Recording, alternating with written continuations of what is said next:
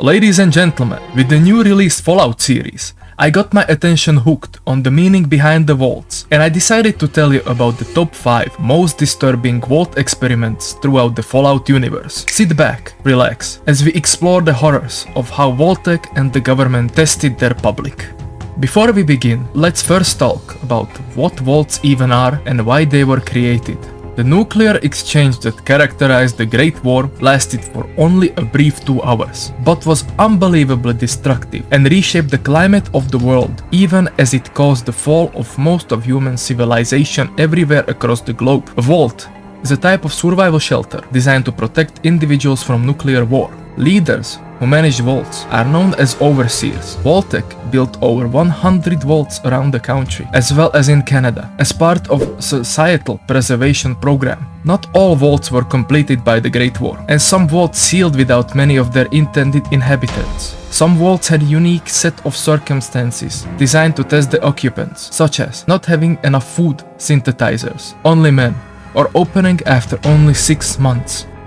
As the first experimental vault, on the number 5 I chose Vault 96, which appeared in Fallout 76. Made up of a small team of brilliant scientists, Vault 96 was advertised as an ark to preserve flora and fauna for the future. Vault 96's public mission was to monitor post-war surface conditions, the damage caused genetically to local fauna, and reintroduce species to restore ecological balance. Within this vault, there was a large selection of animals and embryos, 10,000 to be precise, that were all stored within the cryogenic storage. However, upon the vault sealing, it was revealed that the staff would also be forced to perform experiments relating to genetics and mutations in order to meet quotas set by the vault mainframe. The total duration of the vault was supposed to be 250 weeks at least, after which all the residents were to be exterminated and only the overseer permitted to leave. As the weeks passed, scientists got on with their research and noted all the changes made. But by week 142, the scientists discovered a brand new mutation when they uncovered a new mysterious entity named X001. This new mutation formed from X001 was unlike anything seen before, as it spread from petri dish to petri dish in a rapid speed. Due to having only a small sample of the new mutation and being unable to access the rest of it, the scientist working on this mutation, Nina, was unable to hit her weekly quota, meaning she would be killed.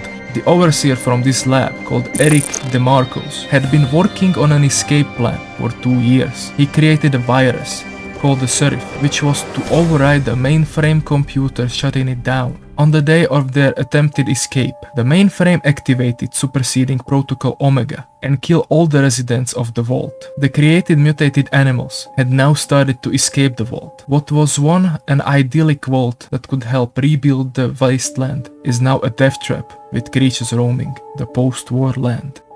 Fallout New Vegas introduced a couple of horrifying vaults, and one of them is our number 4. Vault 22's experiment created a situation straight out of The Last of Us. Let me explain you why. Originally designed as a green vault, a place that would focus on sustaining plant life and experimenting on new species of greenery. During their time here, the scientists running the experiments would be donated a fungus by a defense contractor. This fungus would be known as the Bovaria mordicana, which was used as a form of pest control. When the spores hit the body of the host, it would take over, colonizing the body, and eventually would be killed due to a lack of body functions. The problem with the fungus was that it reanimated the body and continued to control it. Does this remind you of anything familiar now? After initially using it, the fungal spores would begin spreading through the vault, infecting all the population there, isolating one of the first infected scientists, Dr. Harrison Peters. The others would watch as it took over his body, killing him from the inside out, and then reanimating him and turning him into an extremely aggressive host. Eventually, the spores took over the whole vault and turned diseased human scientists into spore carriers, killing anything in their path and blending in with the plants within the labs to surprise their foes.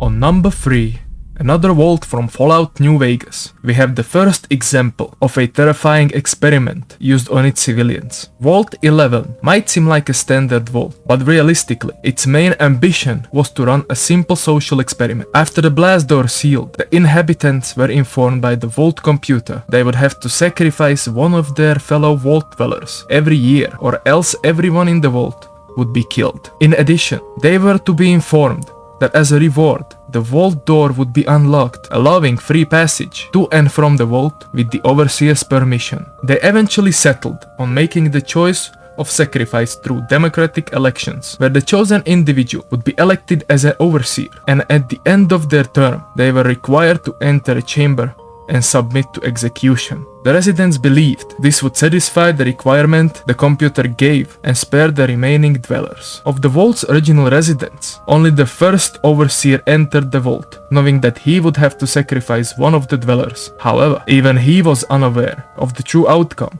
if they had refused. Shocked and disgusted with the situation they found themselves in, resentful towards their overseer for neglecting to share the information before they were sealed in the vault, the residents chose the original overseer as the first sacrifice. Several pseudo-political powers, known as voting blocks, had emerged to influence nomination and selection since the experiment began. They were mostly voting out people they didn't like, and the powerful blocks would rig the votes, with one lady known as Catherine Stone going around stalking and killing members of their group known as the Justice Bloc to try and save her husband, which was nominated. Due to this fact, Catherine would be captured and would become the next overseer. As overseer, Catherine would enforce Order 745, meaning that the election process would be chosen by a random number generator. Now that is what I call a big brain move. This led to panic, which led to almost all of the residents fighting and being killed in the process, leaving only 5 survivors. They committed suicide after hearing that the vault congratulated them and gave them freedom. If they had just been told the full truth at the beginning and joined forces, all of them would still be alive.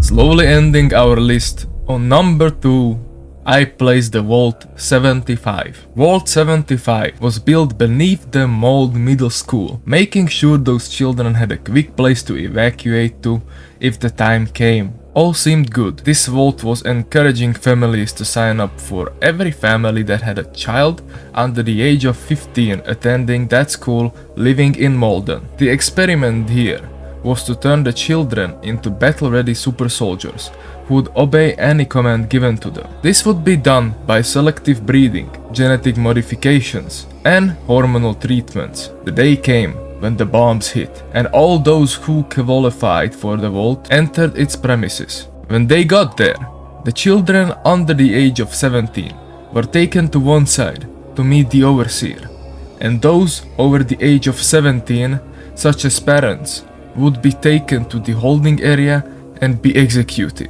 The children were raised to learn about and fear the horrors of Octopland, a nickname for the newly made wasteland. They were told that they would be trained to be strong enough to venture out into the waste and help the suffering people above upon graduation. In truth, those who were intelligent and physically exceptional were harvested for their good genes when they turned 18, after being convinced they needed to take a vaccine. The children were going through strict diets as well as a lesson on the art of war and simulated combat to help develop their physical traits and combat skills. The only way out of these tests was to have a cardiac arrest or to die during their time here. Those who were not as fit but still displayed good intelligence and obedience were recruited to the Vault science team after graduation. The others, who were deemed insufficient to the Vault standards, were executed upon reaching the age of 18 after a ceremony celebrating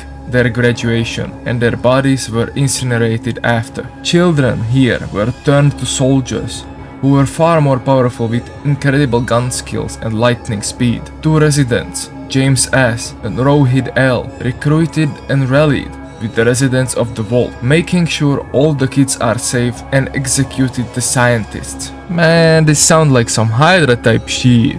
With this, the Vault 75 with their creation of super soldiers made from children was no more, and the Vault was later inhabited by the Gunners.